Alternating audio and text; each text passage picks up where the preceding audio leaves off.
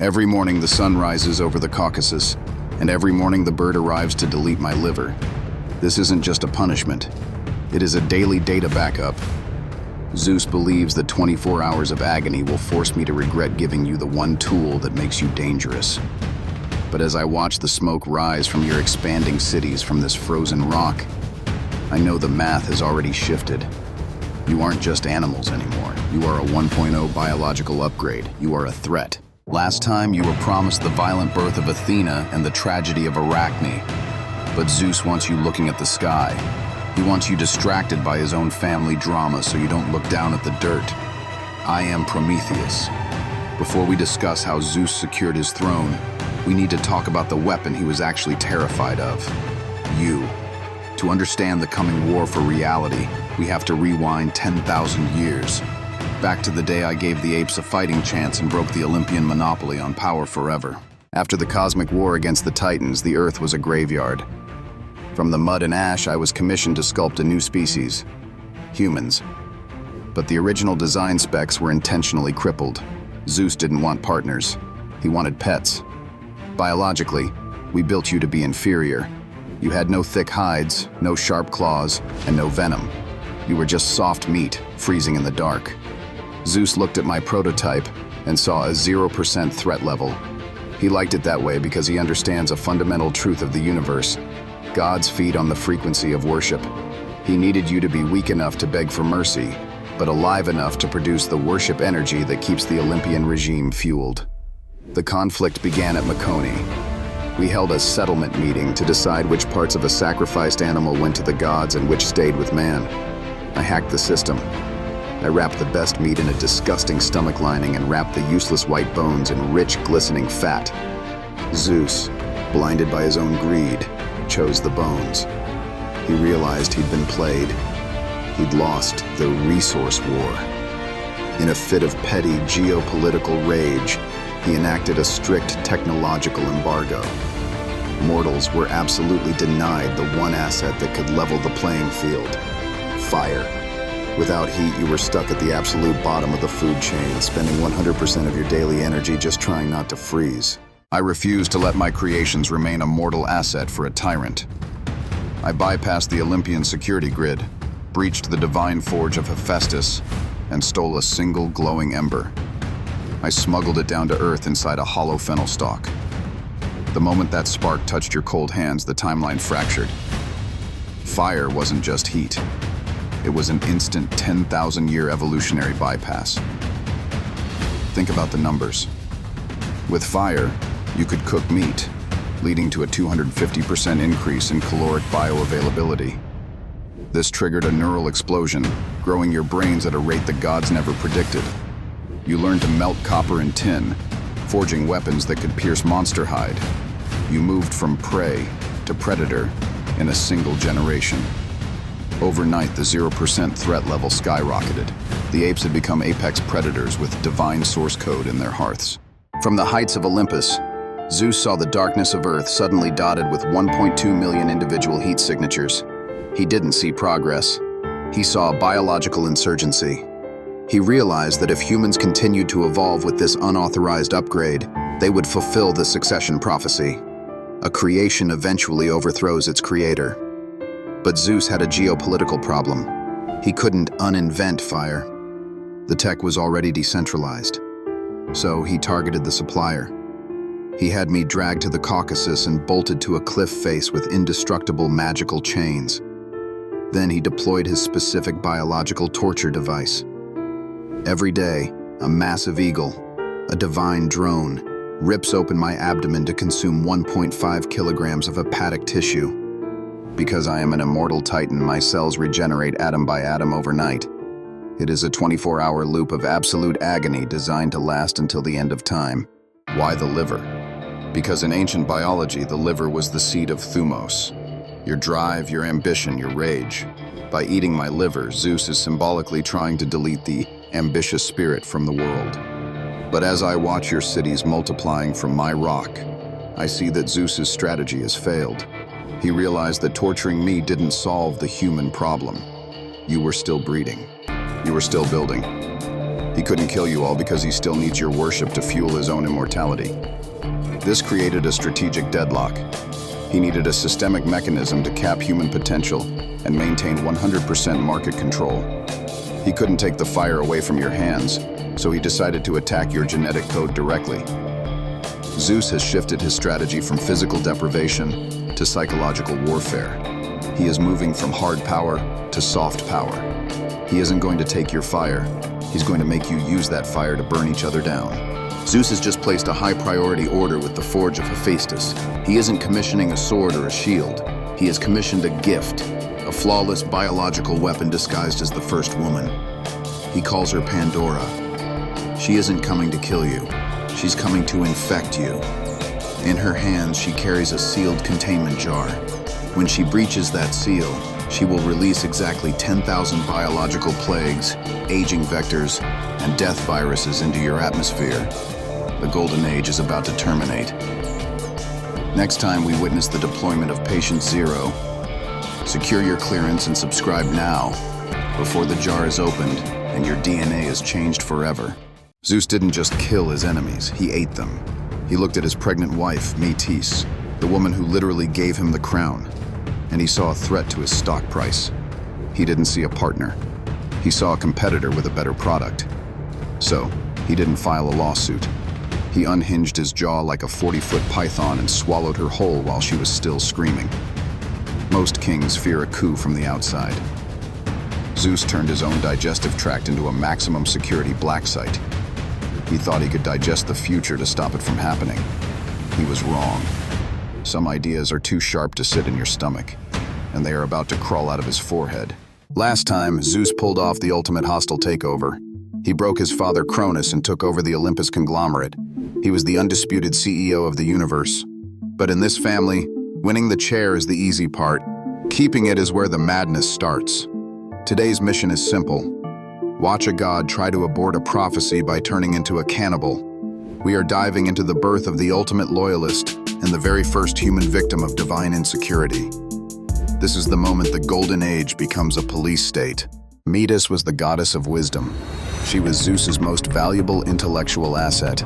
During the war with the Titans, she was the one who engineered the chemical emetic that forced Cronus to vomit up the original Olympians.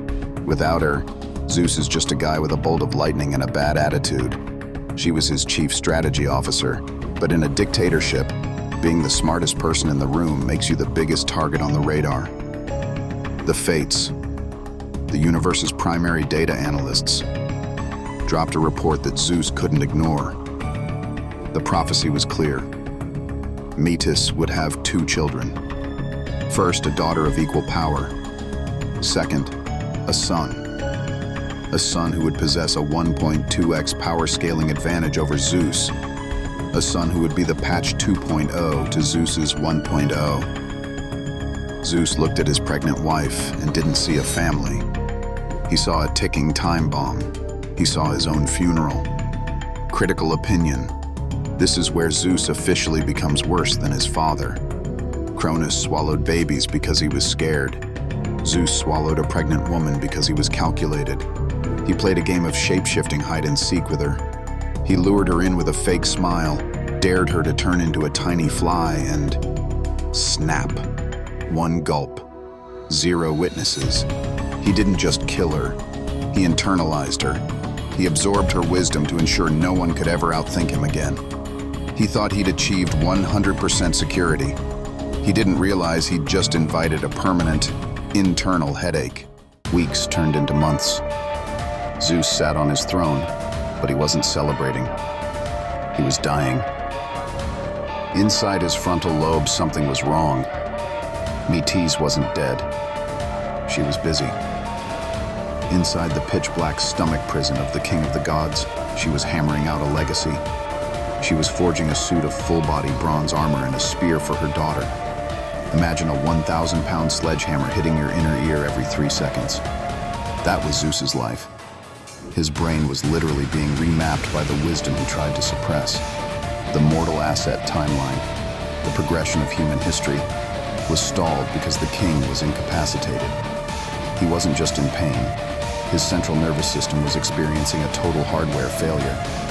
Lightning was leaking out of his eyes involuntarily. His screams were shattering the marble pillars of the palace. He finally called for Hephaestus, the divine blacksmith. "Split it open," Zeus ordered. He didn't want a doctor. He wanted a demolition crew. Hephaestus raised a double-bladed labris axe, a 50-kilogram wedge of tempered bronze. One swing. Crack. A blinding 10,000 lumen golden light exploded from the rift in Zeus's skull. Out jumped a woman. She didn't crawl out. She leaped out. She was wearing full-plate armor, shaking a spear, and screaming a war cry that could be heard in the deepest pits of Tartarus. Meet Athena, born from a headache. She had zero mother bond and 100% father loyalty. She was the perfect soldier for a paranoid king. To prove she was the ultimate asset and not the threat the prophecy predicted, Athena became the regime's enforcer. She had to show Zeus she was a tool, not a rival. Enter Arachne.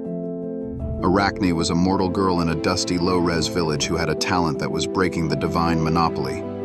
She was a weaver. Her work wasn't just good, it was a 100% match for divine quality. Arachne was a whistleblower. Her tapestries didn't show the glory of the gods. They showed the truth. She wove 21 distinct scenes of divine corruption, showing Zeus's affairs and the gods' cruelty. It was a protest piece viewed by the entire region. Athena arrived not to mentor, but to audit. They had a weave-off. Technical data. Athena wove a tapestry of the gods winning wars. Arachne wove a tapestry of the gods being messy humans. The result? Arachne's work had a 0% error rate. It was objectively better than the goddess of craft's own work. Athena, the goddess of wisdom, realized she couldn't win on merit. So she resorted to state-sponsored violence. She ripped the mortal's work to shreds and sprinkled Hecate's aconite juice on the girl. Arachne's hair fell out in clumps. Her nose dissolved. Her arms multiplied into 8-jointed, hairy appendages. Athena turned a master artist into a bug. Not because Arachne was evil, but because she had a 1% margin of hubris. She was better than a god, and in Zeus's world, excellence is a crime. The message to humanity was loud and clear. Stay in your lane, or we'll turn you into something the world wants to step on. Why did this happen? It's about the monopoly of wisdom.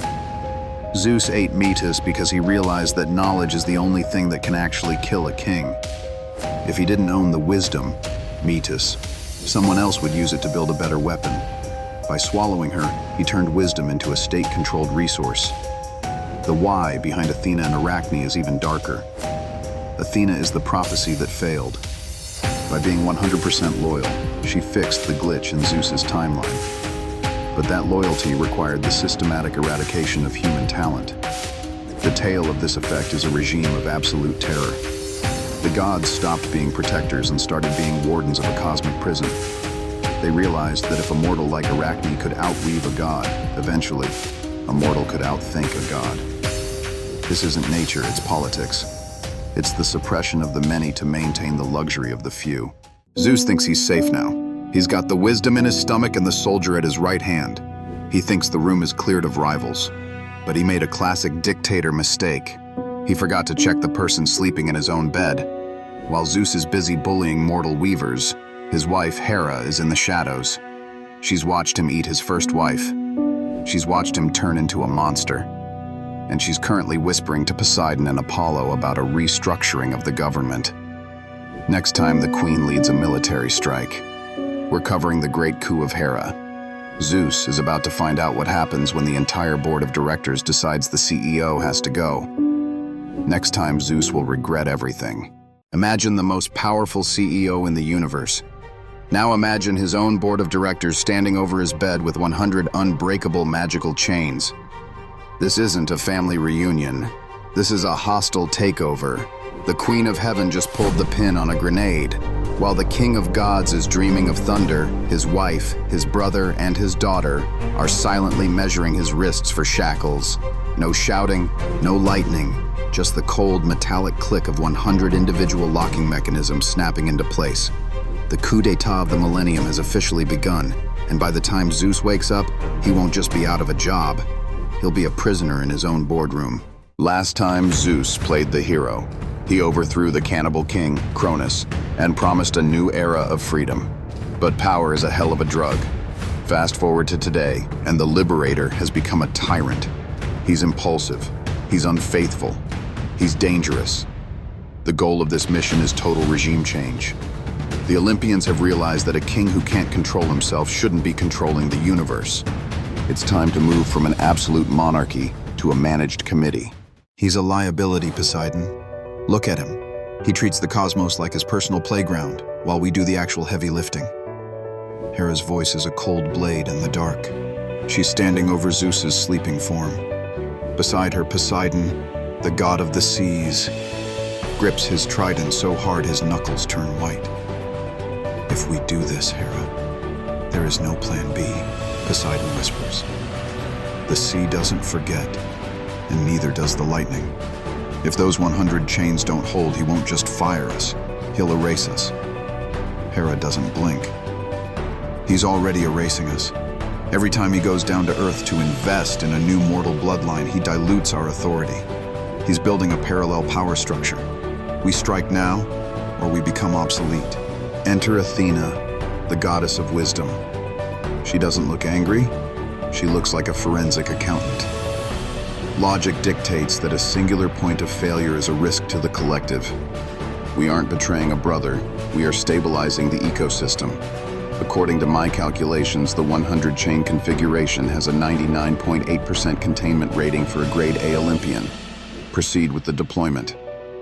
Prometheus here. See that? Athena calls it stabilizing. I call it a coup. They didn't just want him gone. They wanted his login credentials to the universe. They began the process. 1 chain for his neck, 2 for each limb, 95 more to ensure his divine essence couldn't flare up and vaporize the room. They actually did it. They caught the King of Gods during a scheduled 8-hour sleep cycle, but they made one fatal mistake. They forgot to check the perimeter for the security detail. While the new board is arguing over who gets which department, Poseidon wants the sky, Hera wants the throne, and Athena wants the research budget. A shadow moves in the corner. This is Briareus.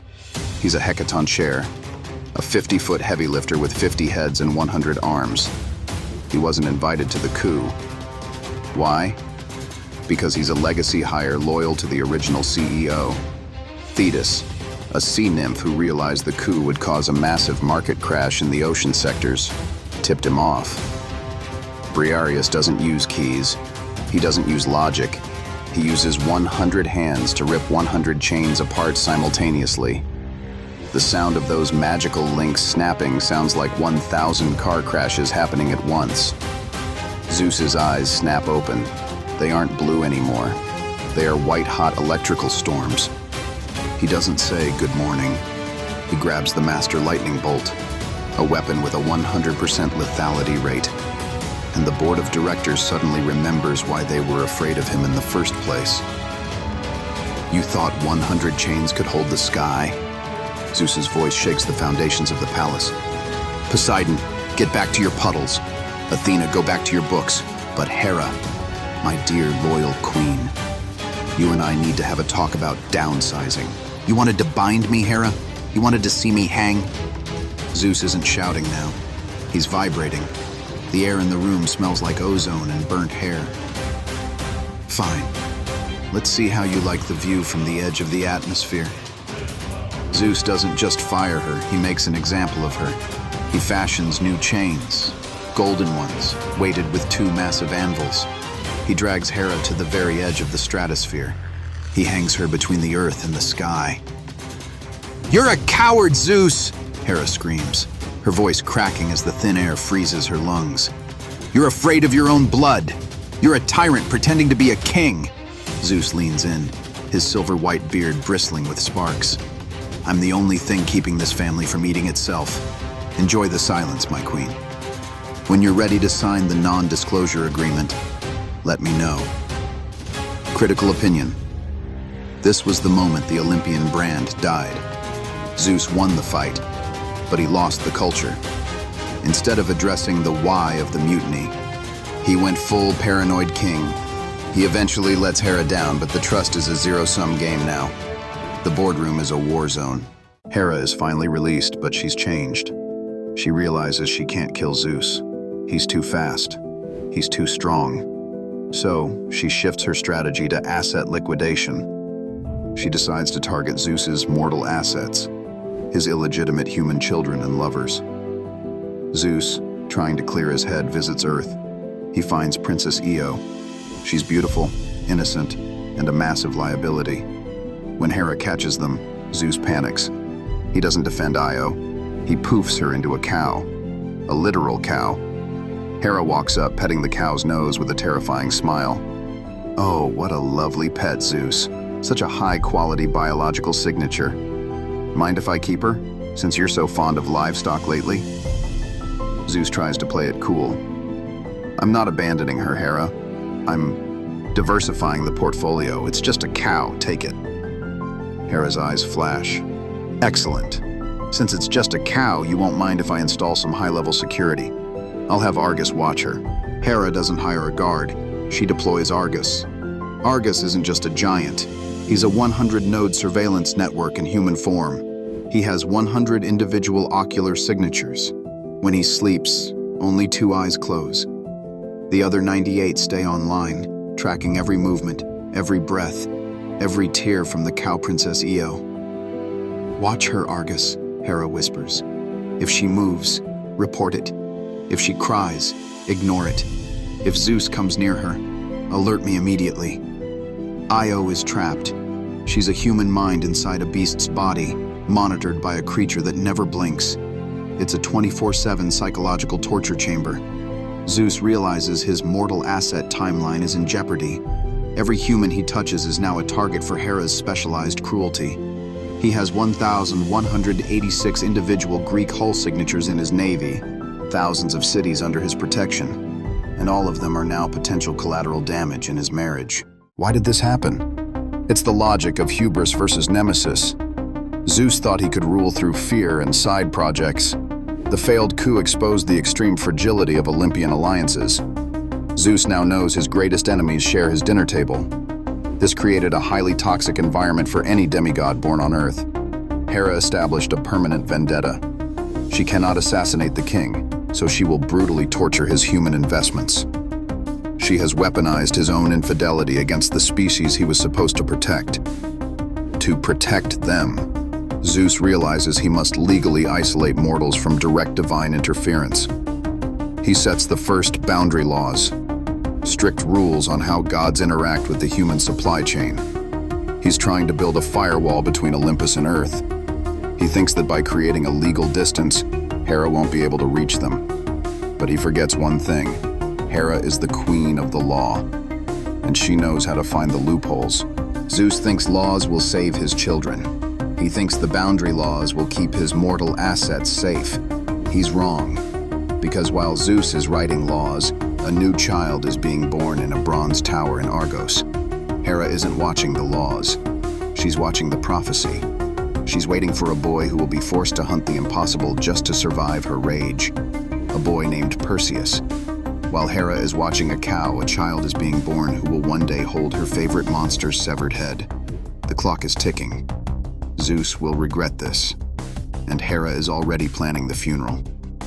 Next time, Perseus, the first manufactured weapon. The human counterattack begins. Imagine holding a 15 million degree plasma core in your hands. Now imagine giving the keys to that core to a teenager who just wants to prove his dad is cool. In 60 seconds, the Sahara wasn't a desert, it was a jungle. In 120 seconds, it was a graveyard. This isn't a fable about trying your best. This is a forensic report on the day a human kid almost deleted the entire biosphere. We are looking at a planetary scale hard reset. The moment the asset was compromised, the Olympian IT department had only one solution: total deletion. Last time, the Olympians proved they could kill Titans. But ruling a planet is harder than winning a war. Today, the goal is simple: total segregation. The gods have the technology. Humans have the curiosity. When those two collide, the casualty count hits 100%. We're breaking down two specific executions that changed the laws of the universe forever. One in the sky, one in the woods. both finalized by a 100 million volt kinetic slug. Before the crash, there was the kill. Apollo, the Olympic director of intelligence and light, needed to secure Delphi. This wasn't just a scenic temple. It was the world's central data hub. The problem? A giant venomous bioweapon named Python was squatting on the property. Python was a remnant of Gaia's old world security system. Apollo didn't negotiate. He arrived with a quiver of 1,000 high-velocity light shafts. "You're an evolutionary dead end, Python," Apollo said. "Move or be deleted." The serpent hissed back. "This earth is older than your throne, little god. Your light is just a flicker." Apollo fired. Every single one of those 1,000 shafts hit their mark. The Python didn't just die. Its biological data was scrubbed from the map. Apollo was at his peak. Untouchable, arrogant, and that's when his mortal asset problem walked in. Phaethon, Apollo's illegitimate son, had been bullied at school. His mother, Clymene, was a high-tier mortal asset, basically a corporate liaison for Apollo on Earth. But the kids in the neighborhood didn't believe the DNA test. "Your dad isn't a god," they laughed.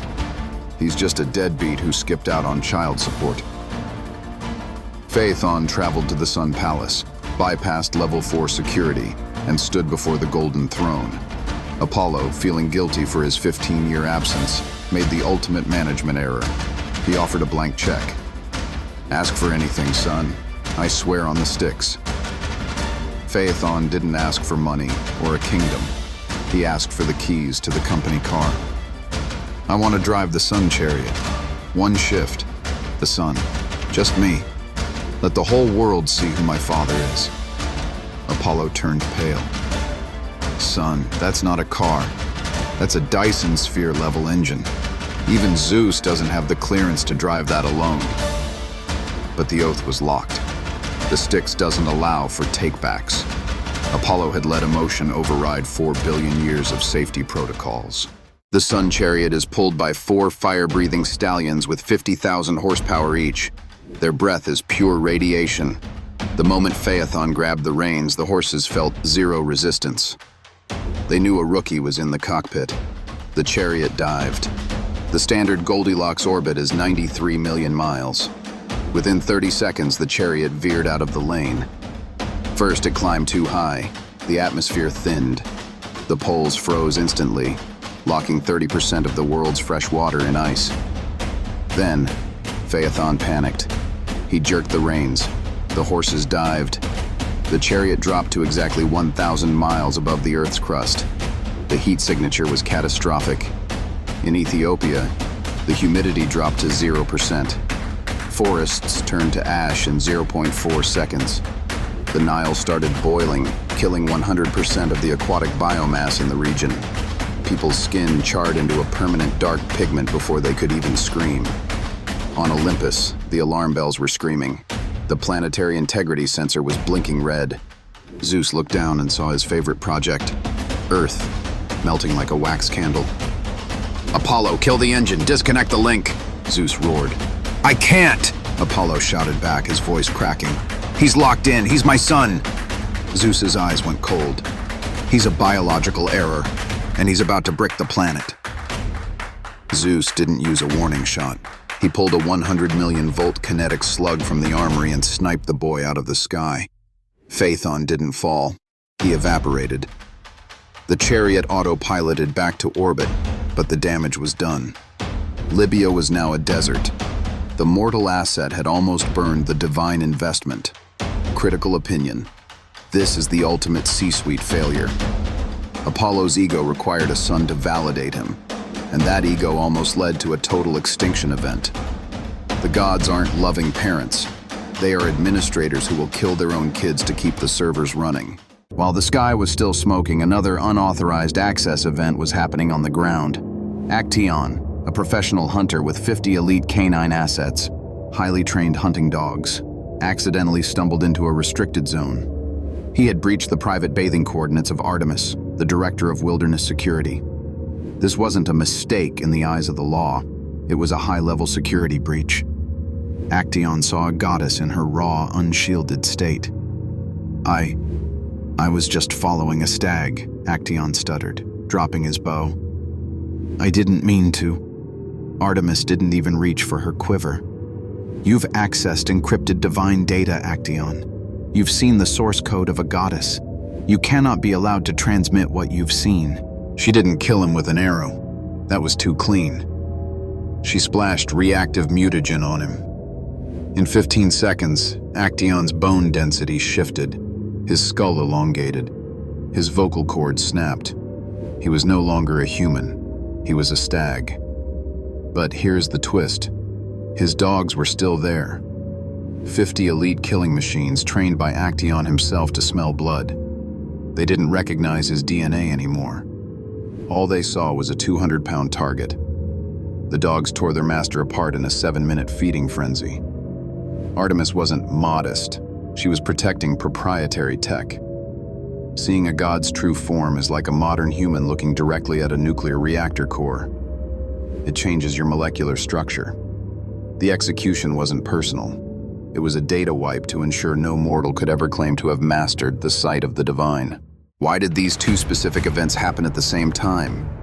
Because the Phaethon incident proved that divine tools are fundamentally incompatible with mortal physiology. If a human touches a god's weapon, the planet breaks.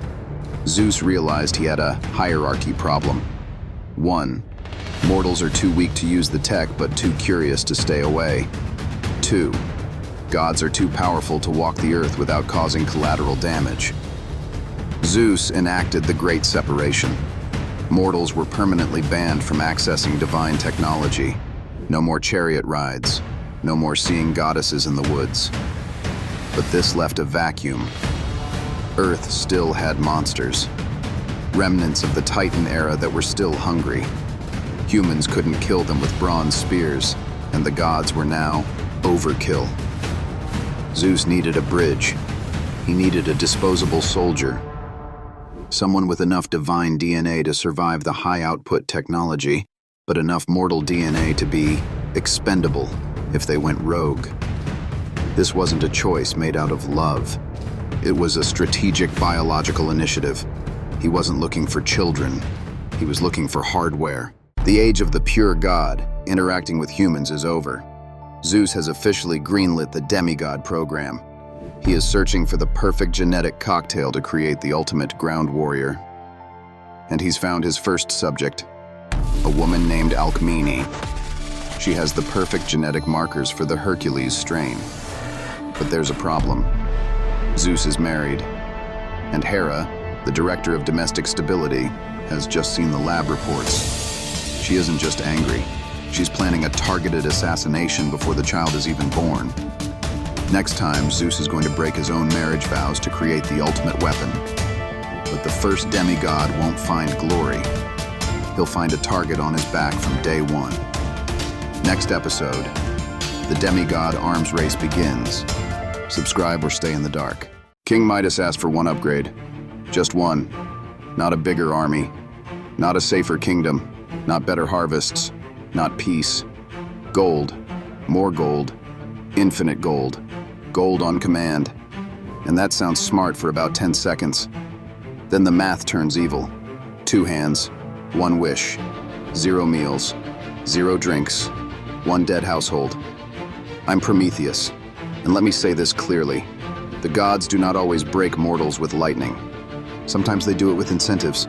Sometimes they hand you exactly what you asked for, then sit back and watch your life collapse under the weight of your own ambition. That is what happened to Midas. If you strip away the fairy tale version, this is not a greed is bad bedtime story. This is palace politics. This is divine psychology. This is a live test run of a very old Olympus strategy. Find the mortal's weakness, wrap it as a reward, call the disaster a blessing. And if that sounds like a conspiracy theory, good. Greek myth is full of conspiracies that turned out to be family policy 5 scenes later. Because the gods were not a healthy family. They were a royal house with immortality, paranoia, ego, and no adult supervision. And Midas was about to learn what happens when a dysfunctional divine family notices a mortal who wants too much. The timeline starts with Silenus. Not with gold. Not yet. Silenus was the old drunk in Dionysus's orbit. Half holy, half chaos, fully unreliable. In the myth record, he gets separated from Dionysus's group, and Midas receives him, hosts him, and returns him properly. That is the key trigger. One act of hospitality, one favor returned, one problem loaded into the chamber. Now look at the politics. Dionysus is not the boring kind of god. He is not a spreadsheet god. He is theater, appetite, intoxication, release, madness, pleasure. He understands something Zeus's whole family keeps proving by accident. People are easier to rule when they think they are choosing freely. So Dionysus says, in effect, "You treated my old man well. Ask me for one reward. One reward. That is all. No contract, no legal review, no risk disclosure." And this is where Midas fails the character test. Because a person's first wish is usually a confession. He could have asked for stability. He could have asked for wisdom. He could have asked for protection for his house. Instead, he asked for conversion power. Let whatever I touch become gold. That is not just greed. That is ideology. It means he had already decided that value and gold were the same thing. And once a king believes that, disaster is usually on a timer. Dionysus does not argue. That matters. In Ovid's version, Bacchus agrees, even regretting that Midas chose badly. That is a brilliant detail. The god knows this will end badly. He still grants it. That is Olympus in one move. Terrible idea. Approved. Midas leaves excited. Of course he does. He wants proof fast. So he starts small. A twig, gold. A stone, gold. A clump of earth, gold. Dry grain, gold. An apple, gold. Doorposts, gold. Ovid stacks these tests almost like a demo reel. Midas is practically stress testing the feature set. You can hear him thinking, it works. It actually works. I've done it. I've beaten uncertainty. And for one short, stupid, glorious window, he feels untouchable. This is the false victory zone, and it is important, because the curse would not be memorable if it started with pain. It starts with dopamine, with validation, with that dangerous little voice in a powerful man's head that says, I was right to want more. That is how collapses begin, not with alarms, with self-congratulation. And if palace rumors are to be believed, Midas was already mentally spending wealth he had not yet understood. More tribute, more leverage, more fear in rival courts, more control at home. That is how mortals become assets. First they want power, then they become predictable, then they become usable. Then hunger arrives. Quietly, he reaches for food. Bread turns hard in his hand. He blinks. Fine, another loaf. Same result. He grabs fruit. Gold. He reaches for wine. Wrong move. In Ovid's telling, even liquid becomes part of the curse. The drops running from his hands shine like gold. That is the nightmare. The problem is not storage. The problem is intake. Now the wish changes category. It is no longer a wealth miracle. It is a body problem, a throat problem, a survival problem. 2 hands, 1 stomach, 0 working meals. He tries again because denial always gets a scene. Slowly this time. He tears bread with the back of his fingers. Gold. He tips a cup carefully. Gold. He tells himself maybe intent matters. It doesn't. Maybe pressure matters. It doesn't. Maybe he can learn control. He can't. That's when the palace mood shifts. Servants freeze. A tray drops. Nobody wants to approach too close. The king is now a contamination point in a crown. And here is my critical opinion. This is the real horror of the myth, even before later storytellers add the daughter. Midas does not become rich.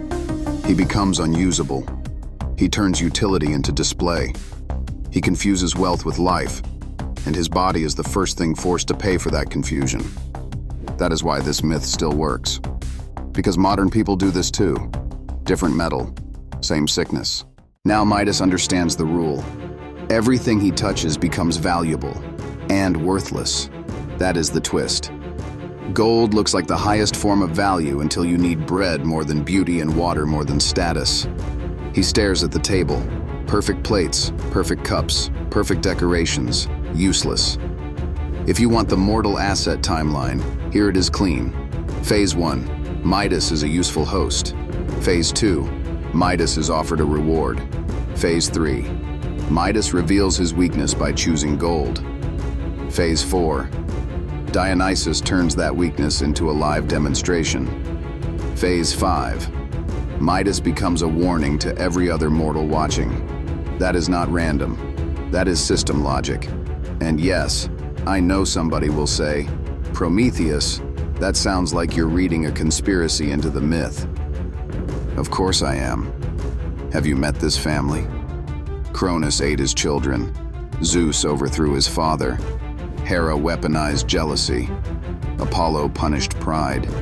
Artemis punished breaches. Dionysus punished disrespect and rewarded appetite with traps. This is not a healthy pantheon. This is a royal family with divine power and generational trauma. So when Midas finally whispers, "What have I done?" he is already too late, because the curse has moved beyond economics. Now it is about touch. And once a human being loses safe touch, the story is no longer about money. It is about isolation. In the oldest core version, that isolation is already enough. Midas cannot eat, cannot drink, cannot live normally. That is the classical backbone. But later retellings push the emotional truth harder. They bring in the daughter. And honestly, I understand why that version survived. Because nothing explains a bad wish faster than putting it in a father's arms. She comes in at the worst possible time. Maybe she hears the panic. Maybe she sees servants backing away. Maybe she just sees her father scared. Father? That one word is enough. For a second, the room stops being about gold. It becomes human again. Midas turns. Don't. Too late. She runs to him. He reacts the way parents react. Not like a strategist, not like a king, like a father under stress. He reaches out, and then the story lands the knife. Warm child, cold statue, 1 second of life, then stillness. No villain speech, no long warning, just instant result. That is why this scene hits. Because the curse does not merely punish greed, it punishes misvaluation. He wanted a kingdom no one could threaten. Instead, he weaponized his own hands against his own house. If you want a line that sums up Midas's mistake, it is this. He asked for more of what shines and lost contact with what matters.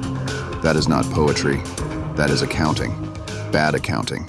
Now the king breaks. Not elegantly, not symbolically. He begs, and this is the first intelligent thing he has done since making the wish. Take it back. No more boasting, no more expansion fantasy, no more royal confidence. Take it back. I was wrong. In Ovid, Bacchus gives him a way out. Go to the river Pactolus, reach its source, wash, and the curse will leave him. So he runs, not like a king, like a starving man with a death sentence in his hands. He reaches the river and throws himself into the water. Hands first, then arms, then all of him. He is not cleansing dignity. He is trying to survive. And the river takes it. That is the miracle reversal. The gift leaves him. The curse drains out. The gold passes into the water, and the old story says the sands of Pactolus carried that gold after. Notice the irony. Gold was not destroyed. It was relocated, back where it belonged. Outside the body, outside the mouth, outside the family embrace. That is the lesson. Gold is useful at a distance, deadly at the center. Midas survives, and survival matters more than death here, Because a dead king ends a scene, a living king spreads a warning. One wish, one river, one ruined illusion. That is enough to change how mortals think about divine favor.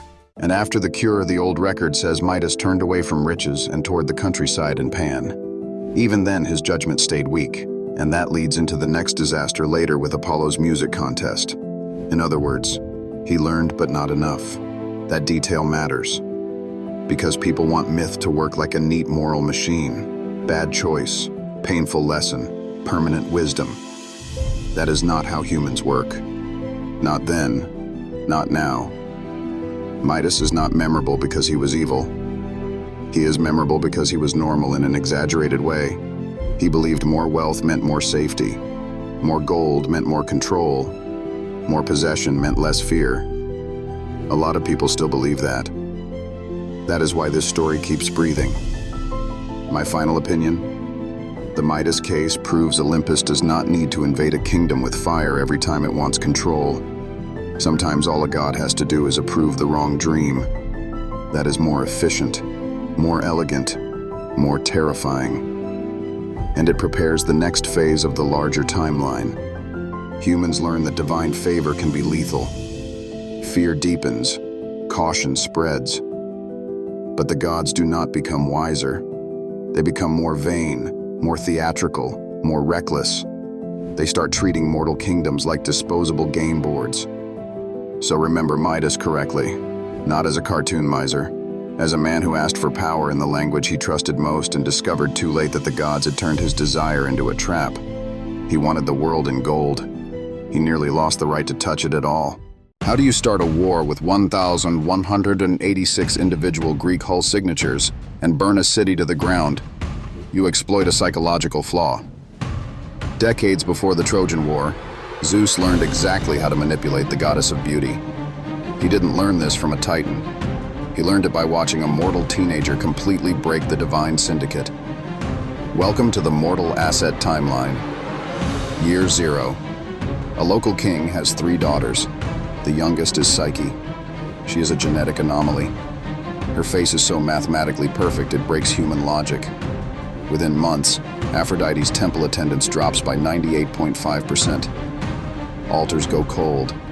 The mortal worship economy crashes. People start praying to a teenager instead of the actual goddess of beauty. To Aphrodite, this isn't a cute misunderstanding. It's a hostile takeover. It is a coup against her monopoly. She is a multi-millennia-old deity beefing with a teenager. She looks at her metrics and decides the human must be neutralized. We are losing market share to a child, Aphrodite screams at her syndicate council. I want her ruined. I want her begging for death. Get me my son. We are putting a hit on this girl. Aphrodite calls her top enforcer, her son Cupid. Go down there, she orders. Shoot her with a cursed arrow. Make her fall in love with the ugliest, most deformed mutant on the planet. I want total revenge. Cupid grabs his gear. He infiltrates Psyche's bedroom at midnight. He stands over the sleeping target, but Psyche wakes up. She looks right at him. Cupid panics. He fumbles his weapon. A single microscopic scratch from his own arrow pierces his skin. The hit is completely botched. He is infected by his own poison. He falls desperately in love with the target. Cupid is terrified. The politics of Olympus are brutal. If his mother finds out he failed the mission, she will execute them both. He initiates a massive cover-up. He fakes an oracle prophecy. The girl must be sacrificed to a monster, the oracle tells her weeping parents. They leave her on a cliff to die. Instead, the west wind, Zephyr, airlifts her away. He drops her into a hidden, untraceable compound. It is a $50 million safe house. Cupid visits her only at night. It is pitch black. You have infinite wealth and my protection, Cupid whispers in the dark. But you can never look at my face. If you see me, this all ends. I am a wanted man. Psyche agrees. For 6 months, the secret holds. But isolation breeds paranoia. Psyche is lonely. Cupid makes a fatal strategic error. He allows her 2 sisters to visit. The sisters see the gold. They see the luxury. They are consumed by toxic jealousy. Think about it, Psyche, the oldest sister whispers. Why won't he show his face? He is fattening you up. He is a monster. When you are pregnant, he will eat you alive. The logic is flawed, but the fear is real. Psyche breaks the agreement. At 2:00 a.m., she grabs a sharp knife and an oil lamp. She creeps up to her sleeping husband. She holds the light over him. She expects a scaly beast. Instead, she sees a literal god. Glowing skin, golden wings, absolute perfection. She is so stunned, her hand shakes. One single drop of boiling oil falls from the lamp. It lands directly on Cupid's shoulder. His skin sizzles. He screams and wakes up. He sees the knife. He sees the light.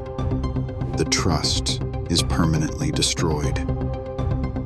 You had one rule, Psyche, Cupid yells, his voice shaking with betrayal. One rule. We're done. He instantly evacuates the compound. The magical safe house collapses into dust. Psyche is left sitting in the dirt, completely alone. Her cover is blown. Aphrodite's global radar instantly pings Psyche's location. The human is back on the grid.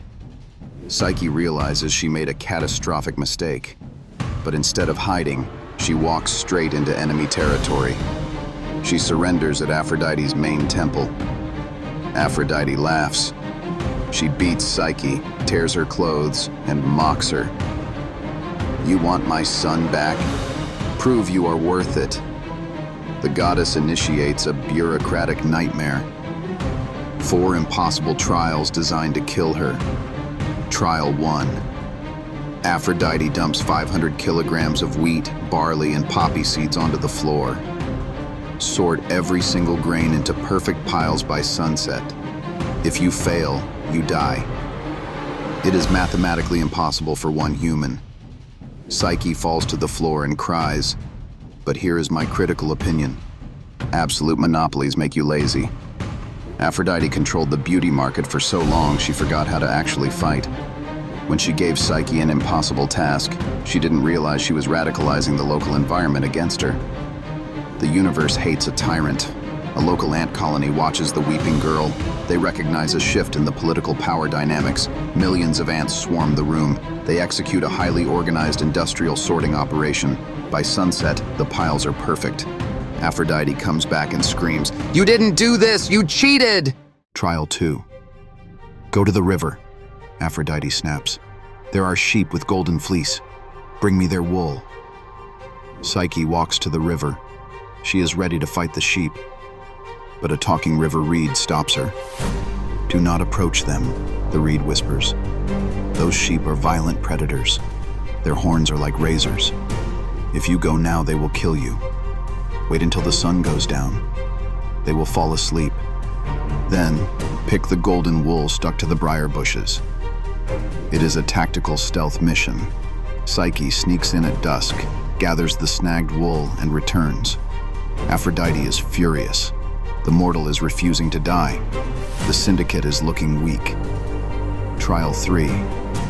Aphrodite points to a massive, slick cliff. Climb that mountain. At the top is a waterfall of black water from the river Styx. Fill this crystal cup and bring it back. The waterfall is guarded by immortal, sleepless dragons. The rocks are coated in dark slime. One slip means a 300-meter fatal drop. Psyche stares at the dragons. She is paralyzed. But the proxy war escalates. High above, Zeus is watching. Zeus hates Aphrodite's arrogance. He wants to put her in her place. He deploys his personal enforcer. A giant eagle dive bombs the cliff. It snatches the crystal cup from Psyche's hand. It performs an aerial evasion maneuver, dodging the snapping jaws of the dragons.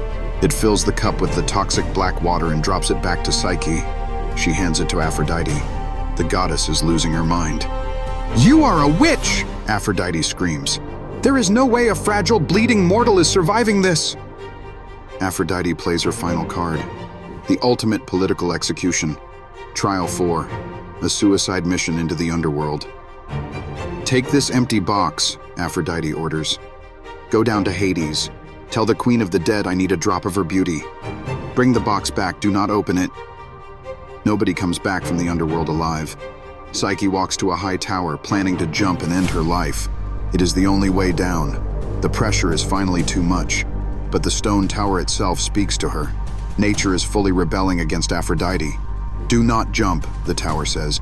If you die, you fail. Here is the exact cheat code to beat the underworld.